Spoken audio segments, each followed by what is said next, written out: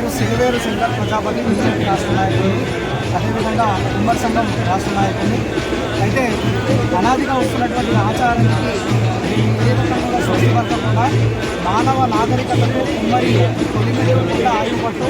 మరి అటువంటిది మా సంస్కృతి సాంప్రదాయాలన్నింటినీ కూడా ఈరోజు ఈ హైందవ ధర్మాన్ని నిలబెడుతున్నటువంటి ఈ వృత్తి కులాల్లో ప్రధానమైనటువంటి కులం కుమ్మరి కులం.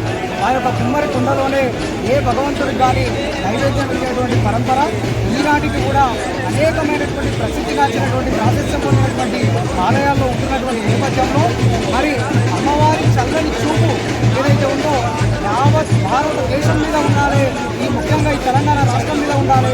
ఈ సామాజిక సాంస్కృతిక పండుగ అనేటువంటిది చేసేటువంటి నేపథ్యం ఇది. అయితే కుమ్మర్ల ప్రత్యేకత ఏంటి ఈ పండుగలు అంటే మైల బోనము, అంటే మా ఇళ్ళ బోనము, అంటే మా ఇంట్లోని బోనము మీకు ఇనాముగా ఇస్తున్నామమ్మా, మాకు తోచినటువంటిది మా పుట్టలో వెళ్ళి మీకు పెడుతున్నాము, కానీ మీ చేతి నిండా ఉన్నటువంటి ఆశీర్వాదం మాకు కావాలి, తద్వారా ఈ సమాజం అంతా కూడా బాగుండాలని కోరుకునేటువంటి మొట్టమొదటి వ్యక్తి కుమ్మరి. కాబట్టి మైల బోనంగా తొలి బోనంగా కుమ్మర్లు బోనాలంటేనే కుమ్మర్లు అంటేనే బోనాలు అనేటువంటి పర్యాపదంగా ఉంది.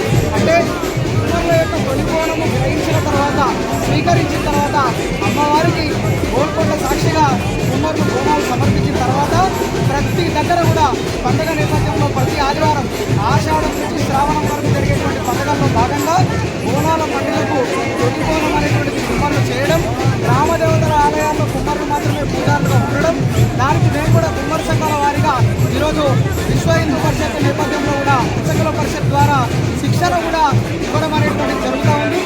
జై